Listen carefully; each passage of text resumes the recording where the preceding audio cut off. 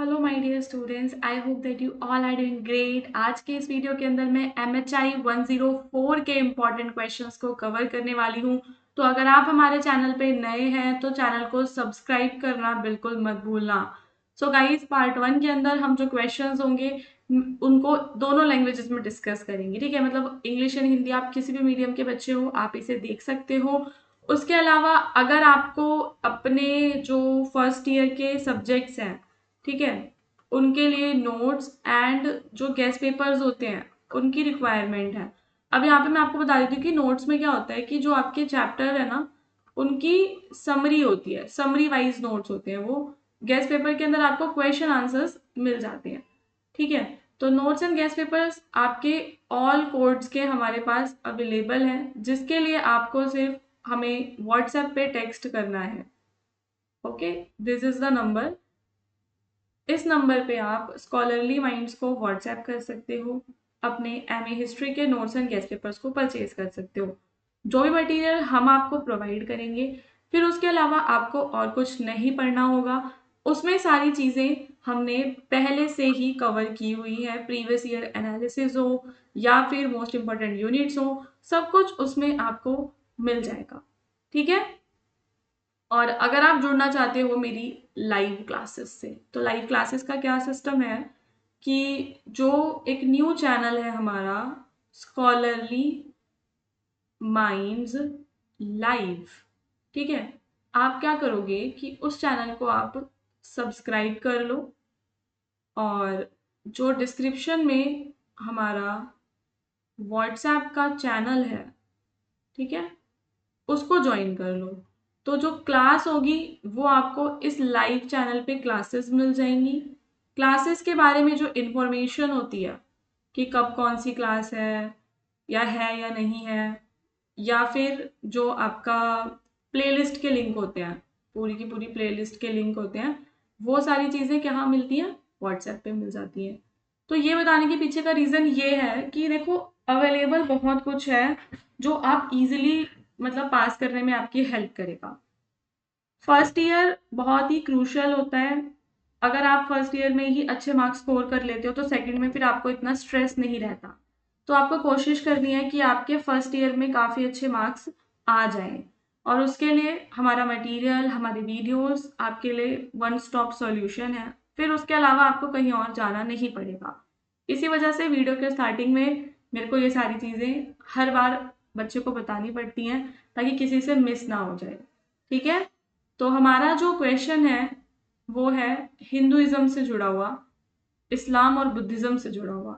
इन तीन चीज़ों की बात होगी और इनका इम्पैक्ट नॉर्थ ईस्ट इंडिया पे क्या पड़ता है, वहाँ की जो ट्राइबल थे, ट्राइबल की पॉलिटीज पे क्या पड़ता है 13th एंड 18th सेंचुरी के दौरान, उसके बारे में यहाँ पे हमें बात करनी है। ठीक है, सो प्रश्न को समझेंगे क्या कि 13वीं से 18वीं शताब्दी ईस्वी के बीच उत्तर पूर्वी भारत की जनजातीय राज्य व्यवस्थाओं पर हिंदू, इस्लाम, बौद्ध, इन सभी धर्मों का क्या प्रभाव पड़ता था। उत्तर पूर्व की बात हो रही है। ठीक है, so the tribal polities of northeastern India refers to the various tribal kingdoms and chiefdoms that existed in the region. अब नॉर्थ ईस्ट में आपका रीजन में कौन कौन से आते हैं? असम, त्रिपुरा, मणिपुर, ये सब आते हैं, मेघालय, उनके नेबरिंग एरियाज। तो ट्राइबल पॉलिटीज का मीनिंग क्या है? Tribal पॉलिटीज of north east India का मतलब होता है वहां पे जो अलग अलग राज्य व्यवस्थाएं थी, जो अलग अलग ट्राइबल किंगडम्स थे, उनकी बात हो रही है। तो 13वीं से 18वीं सेंचुरी में ये लोग हिंदुइज्म, इस्लाम, बुद्धिज्म, इन सब के कांटेक्ट में आ जाते हैं, और इनके साथ कांटेक्ट में आने का इनके जीवन पे एक प्रभाव पड़ता है।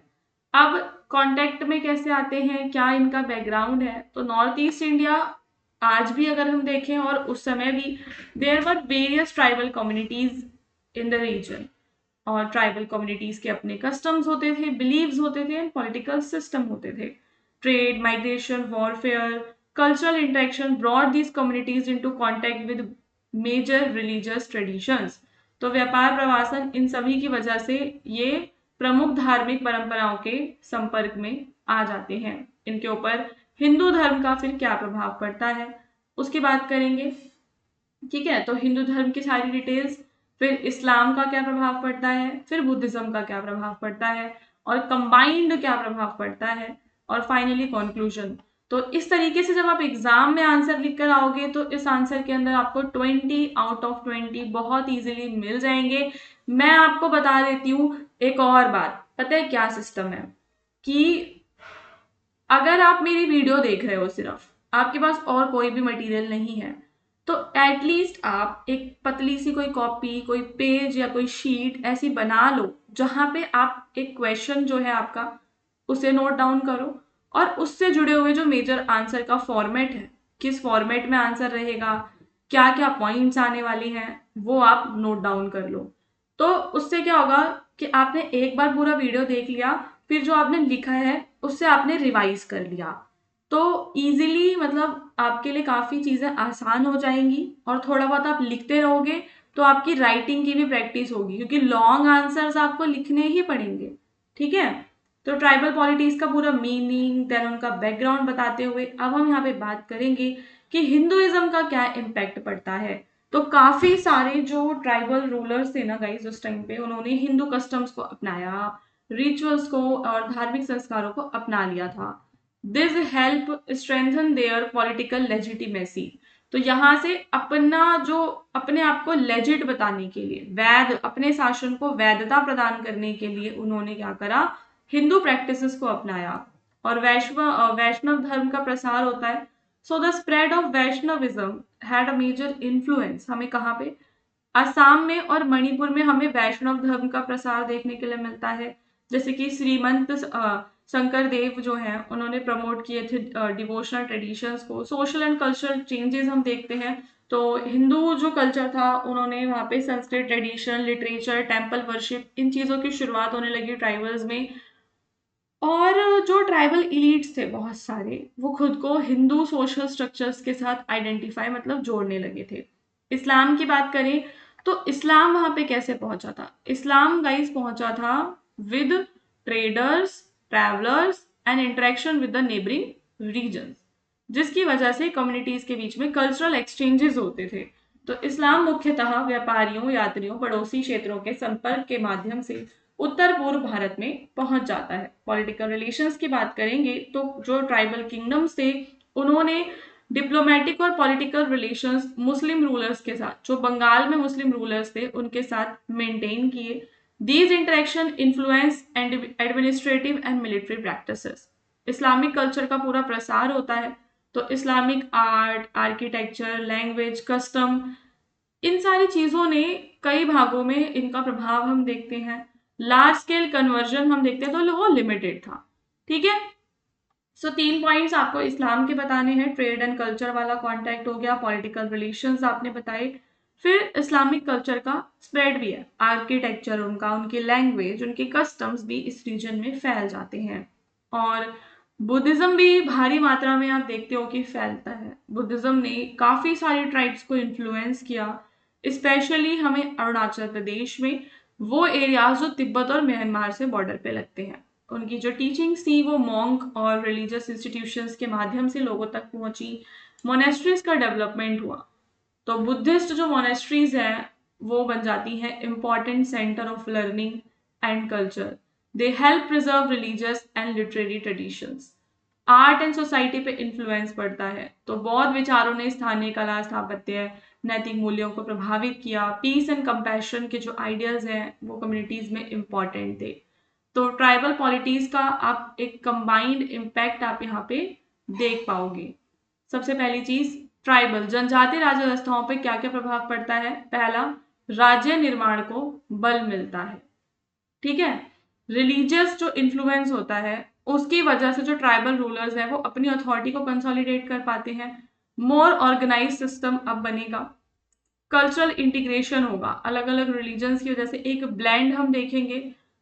लिटरेसी और लर्निंग बढ़ेगी, क्योंकि जो रिलीजियस इंस्टीट्यूशंस है वो एजुकेशन को, लिटरेचर को, इंटेलेक्चुअल एक्टिविटीज, इन सारी चीजों को क्या करेंगे, प्रमोट करेंगे। एक्सटर्नल कॉन्टेक्स्ट का इन्फ्लुएंस है, हिंदू धर्म, इस्लाम, बौद्ध धर्म, ये सभी जो है व्यापक क्षेत्रीय नेटवर्क के साथ जुड़ जाएंगे। Trade and diplomatic relations encourage होंगे। सो ओवरऑल 13 से 18 सेंचुरी में इन सभी का जो इन्फ्लुएंस रहा है वो काफी रहा। और इन्होंने कंट्रीब्यूट किया था पॉलिटिकल कंसोलिडेशन में, कल्चरल डेवलपमेंट में, इन सारी चीजों में। ट्राइबल कम्युनिटीज ने अपने खुद के जो ट्रेडिशंस थे ना उन्हें भी रिटेन रखा था। ध्यान देना इस बात पे कि यद्यपि जनजातीय समुदायों ने अपनी पारंपरिक पहचान बनाए रखी, फिर भी उन्होंने इन प्रमुख धर्मों के अनेक तत्वों को अपनाकर एक विशिष्ट सांस्कृतिक समन्वय विकसित किया। ठीक है गाइस, तो इस तरीके से आप कर लोगे। आई होप कि आप समझ पा रहे हो, पॉइंट्स को नोट डाउन भी कर रहे हो साथ ही साथ में।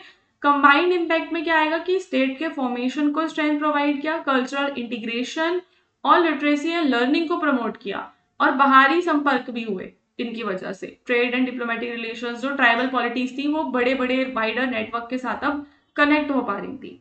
ठीक है, फिर अगला क्वेश्चन आ जाता है कि what do you see the genesis of the new princely order during the colonial rule. Okay, ध्यान देना क्या कि कॉलोनियल जो शासन था, कॉलोनियल रूल के टाइम पे नया प्रिंसली ऑर्डर का जो उद्भव होता है, जो सिस्टम है ये प्रिंसली ऑर्डर वाला, ये क्या है इसके बारे में आप बताओगे। Okay, just a minute. The term princely order refers to the system of princely states. क्या है princely order? The term princely order refers to the system of princely states and rulers who governed their territories under the indirect control of the British during colonial rule in India। जब जो Britishers का rule था उस समय ये princely जो states थे ये हमारे ऊपर शासन किया करते थे और इनके ऊपर अंग्रेजों का शासन था। तो एक तरीके से इनडायरेक्टली अंग्रेजों का ही शासन था। ओके, तो राजवर्गीय व्यवस्था से तात्पर्य उन देशी रियासतों और शासकों की व्यवस्था से है जो भारत में औपनिवेशिक काल के दौरान ब्रिटिश नियंत्रण के अधीन रहते हुए अपने क्षेत्रों का शासन चलाते थे। ध्यान देना क्या कि ब्रिटिश नियंत्रण के अधीन रहते हुए चलाते थे।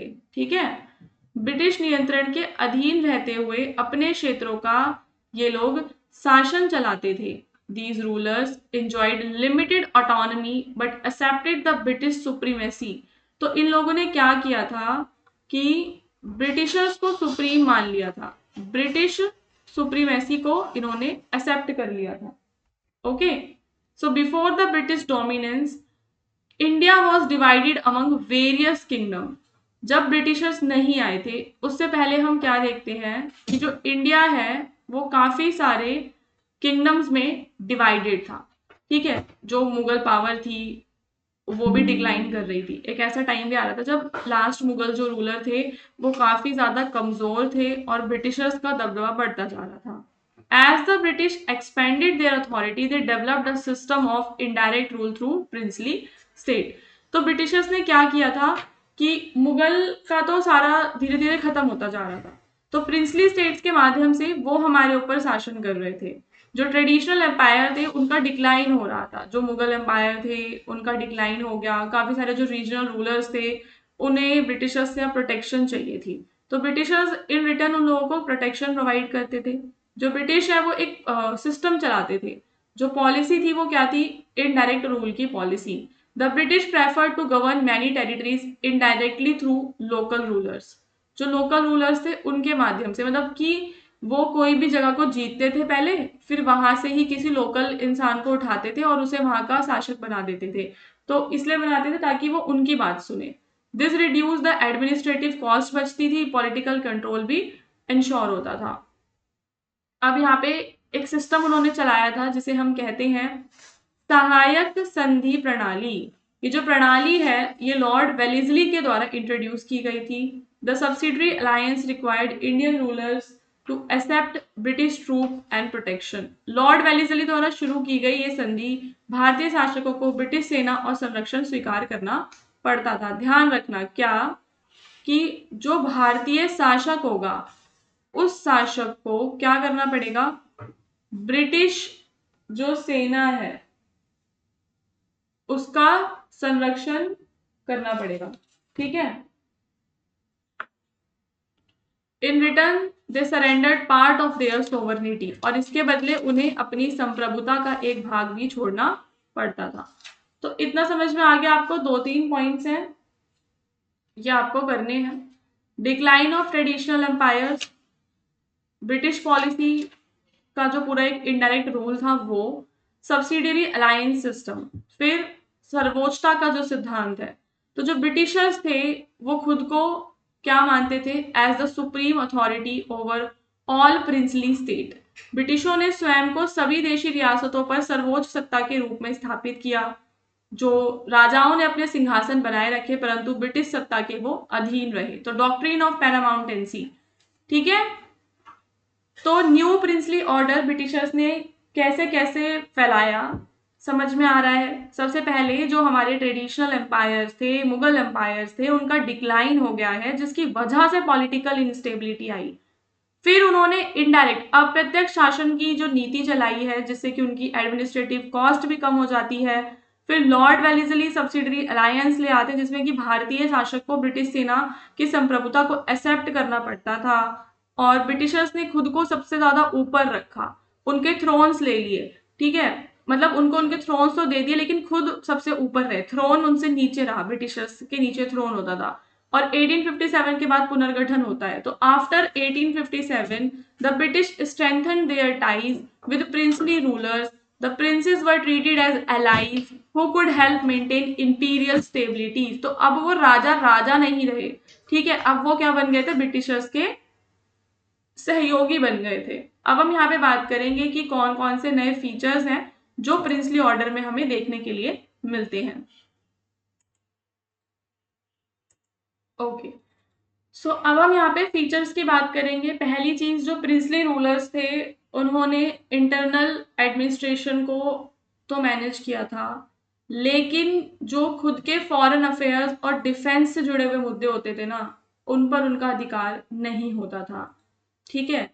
तो जो प्रिंसेस थे उस समय, जो राजा महाराजा थे, अंग्रेजों ने उनको ऑटोनॉमी तो दी थी बट वो सीमित यानी कि लिमिटेड थी। वो केवल अपने इंटरनल एडमिनिस्ट्रेशन के मालिक थे।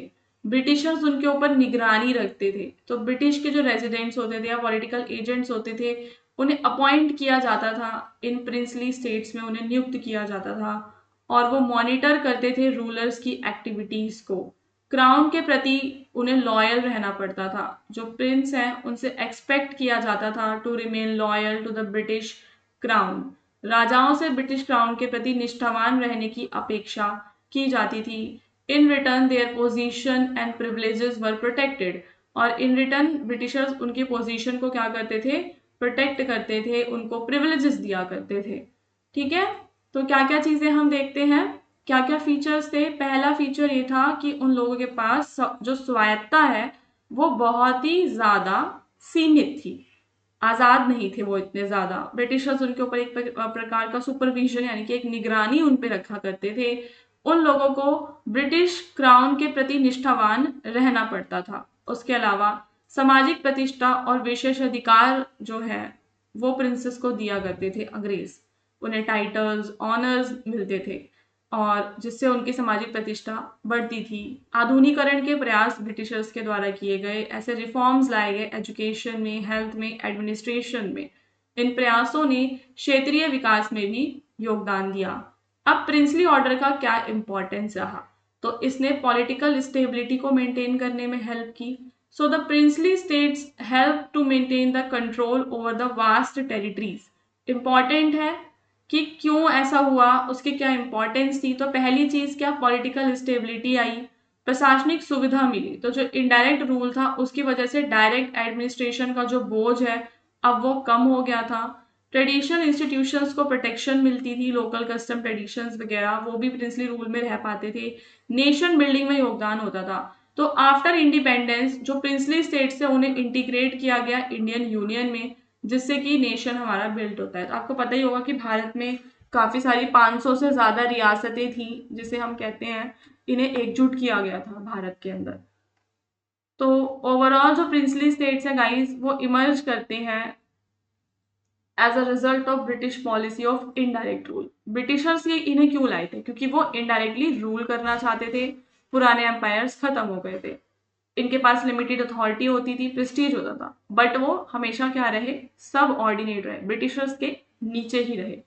तो नई राजवर्गीय व्यवस्था ब्रिटिशों के अप्रत्यक्ष शासन नीति पुराने साम्राज्य के पतन और राजनीतिक स्थिरता की आवश्यकता के परिणाम स्वरूप विकसित हुई। यद्यपि रियासतों के शासकों ने सीमित अधिकार और प्रतिष्ठा बनाए रखी, वे ब्रिटिश सर्वोच्चता के अधीन रहे। यह व्यवस्था औपनिवेशिक शासन की एक महत्वपूर्ण विशेषता बनी और भारतीय राजनीति में भी इसका एक सिग्निफिकेंट रोल हम देखते हैं। सो the princely order was a product of colonial strategy. क्या था ये? कॉलोनियल स्ट्रेटेजी का प्रोडक्ट था। इसने प्रिजर्व किया रॉयल अथॉरिटी को while ensuring British supremacy. Okay, अब हम आगे बढ़ते हैं, अगले क्वेश्चन पे चलते हैं। दिल्ली सल्तनत के अधीन जो आपका राजस्व था वो कैसे कलेक्ट किया जाता था? Revenue administration refers to the system through which the state. क्या होता है रेवेन्यू सिस्टम? एक ऐसा सिस्टम जहां पे जो स्टेट है वो कुछ चीजें करता है। सबसे पहली चीज, असेस करता है, कलेक्ट करता है, ठीक है, मैनेज करता है, क्या? टैक्स को, और बाकी के जो सोर्सेज ऑफ इनकम होते हैं ना उन्हें। तो राजस्व प्रशासन से तात्पर्य उस व्यवस्था से है जिसके माध्यम से राज्य करों तथा आय को अन्य स्रोतों का निर्धारण, संग्रह और प्रबंधन करता है। अंडर द दिल्ली सल्तनत, revenue administration formed the backbone of the state financial system. ये जो पूरा का पूरा हमारा रेवेन्यू एडमिनिस्ट्रेशन था, ये बैकबोन की तरह काम करता है। कहीं पे भी किसी भी देश में जो फाइनेंस है वो इम्पॉर्टेंट है, फाइनेंस यानी कि मनी, और मनी तो इम्पॉर्टेंट होती है। तो दिल्ली सल्तनत के अधीन राजस्व प्रशासन राज्य की वित्तीय व्यवस्था का आधार था। दिल्ली सल्तनत 13वीं सेंचुरी में आती है और ये नॉर्थ इंडिया के काफी बड़े पार्ट पे शासन करते हैं। आर्मी को मेंटेन करना, एडमिनिस्ट्रेशन, पब्लिक वर्क्स, हर एक काम के लिए इनका रेवेन्यू सिस्टम काफी ज्यादा एफिशिएंट था। सबसे पहले ये खर्च लिया करते थे। खर्च होता था लैंड रिवेन्यू, ठीक है, और लैंड रिवेन्यू ही स्टेट का एक महत्वपूर्ण इनकम सोर्स था। It was generally collected from the cultivators, और ये किससे लिया जाता था? किसानों से उनकी कृषि उपज के हिस्से के रूप में वसूला जाता था। फिर होता था उश्र, जो लैंड पे लगता था, वो लैंड जो मुस्लिमों के द्वारा ओन थे, और ये खर्च से कम होता था। फिर जजिया कर होता था जो नॉन मुस्लिम्स पे लगता था। मतलब कि अगर आपको राज्य से प्रोटेक्शन चाहिए तो आपको जजिया कर देना पड़ेगा। फिर होता था जक़ात। जक़ात एक प्रकार का क्या था? रिलीजियस टैक्स था जो वेल्दी मुस्लिम्स दिया करते थे। This revenue was often use for charity and welfare के पर्पज के लिए होता था ये मेनली। फिर कुछ कस्टम्स ड्यूटीज और टैक्स, ट्रेड का टैक्स देना पड़ता था, जैसे इंपोर्ट एक्सपोर्ट, कमर्शियल एक्टिविटीज का टैक्स देना पड़ता था। और revenue administration under the Delhi सल्तनत। तो ओवरऑल ये जो हमने देखा ये थे मेन सोर्सेस कि आखिर रेवेन्यू के सोर्स क्या क्या थे, कहाँ से रेवेन्यू आ रहा था। अब ये पूरा जो काम कैसे होता था, तो एक होता था दीवान वजारत जो कि चीफ फाइनेंशियल डिपार्टमेंट है। यहाँ पे सुपरविजन होता था रिवेन्यू असेसमेंट, कलेक्शन और एक्सपेंडिचर के ऊपर ये सुपरविजन रखते थे। फिर होते थे आपके वजीर की भूमिका। तो जो वजीर है वो हेड ऑफ रिवेन्यू एडमिनिस्ट्रेशन है। He advise the sultan on financial matter, वो सुल्तान को फाइनेंशियल मैटर में एडवाइस देते थे। फिर होता था iqta system. Iqta system was an important feature of Delhi saltanat administration. Land revenue from assign territory were collected by officers known as muftis और इक्तादार। तो इक्तादार इसे कलेक्ट करते थे। तो तीन सिस्टम थे, दीवान वजारत जो कि चीफ फाइनेंशियल डिपार्टमेंट था, रोल ऑफ वजीर जो हेड होता था रेवेन्यू एडमिनिस्ट्रेशन का, फिर इक्ता सिस्टम जो कि इक्ता सिस्टम व्यवस्था में जो लैंड रेवेन्यू है वो असाइन टेरिटरीज से कलेक्ट किया जाता था, वो ट्रूप वगैरह मेंटेन करने में यूज होता था। भूमि का मापन और मूल्यांकन करना इंपॉर्टेंट है। तो कई सुल्तानों ने भूमि राजस्व का व्यवस्थित निर्धारण करने का प्रयास किया। विशेष रूप से अलाउद्दीन खिलजी के शासनकाल में भूमि मापन और प्रत्यक्ष राजस्व वसूली की गई। अलाउद्दीन खिलजी ने कुछ रिफॉर्म्स भी किए थे। अलाउद्दीन खिलजी का जो रिवेन्यू है ना काफी ज्यादा स्ट्रिक्ट, मतलब कठोर राजस्व वसूली होती थी। ये fix the state share at about half of the agriculture, की आधा देना पड़ेगा। मोहम्मद बिन तुगलक ने भी कुछ सुधार किए, दोआब रीजन के अंदर रिवेन्यू बढ़ाया क्योंकि वहां पे ज्यादा मतलब उगता था, एग्रीकल्चर प्रोड्यूस ज्यादा होता था। एक्सेसिव टैक्सेशन और इम्प्लीमेंटेशन की वजह से जो पीजेंट्स थे उनकी लाइफ काफी ज्यादा डिफिकल्ट हो गई थी। डिटेल्ड रिकॉर्ड्स हमें वो बना के रखा करते थे और बेटर फाइनेंशियल मैनेजमेंट होता था क्योंकि रिकॉर्ड्स रखते थे। इस वजह से रिवेन्यू सिस्टम इसलिए इंपॉर्टेंट होता है, सबसे बड़ी चीज़ कि वो फंड प्रोवाइड करता है किसी भी शासन में। वहाँ पे फाइनेंशियल स्टेबिलिटी का काम होता है, लॉ एंड ऑर्डर को मेंटेन करके रखता है। So a strong revenue system help maintain the effective governance, सल्तनत के विस्तार में काम करता है। तो पर्याप्त राजस्व ने सैन्य अभियानों और क्षेत्रीय विस्तार को संभव बनाया। The revenue system strengthen the central authority of the sultan. ठीक है, तो ये 4 पॉइंट्स हैं जो आपको बताने हैं इसके इम्पोर्टेंस के लिए। Financial stability and to maintain law and order, सल्तनत को एक्सपेंड करना, एडमिनिस्ट्रेटिव एफिशिएंसी लेकर आना। सो ओवरऑल हम समझ चुके हैं कि जो चीजें हैं दिल्ली सल्तनत में काफी ज्यादा ऑर्गेनाइज्ड थी। ठीक है, एक स्ट्रॉन्ग रिवेन्यू सिस्टम जो था वहां की बैकबोन था, जो आर्मी, अथॉरिटी और एडमिनिस्ट्रेशन के लिए हेल्पफुल था। सो आई होप कि आपको जो भी मैंने बताया है पार्ट 1 यहाँ पे हमारा कंप्लीट हो जाता है। इसके बाद मैं सेकंड पार्ट भी लेकर आऊंगी, तो चैनल को ज़रूर सब्सक्राइब कर लेना।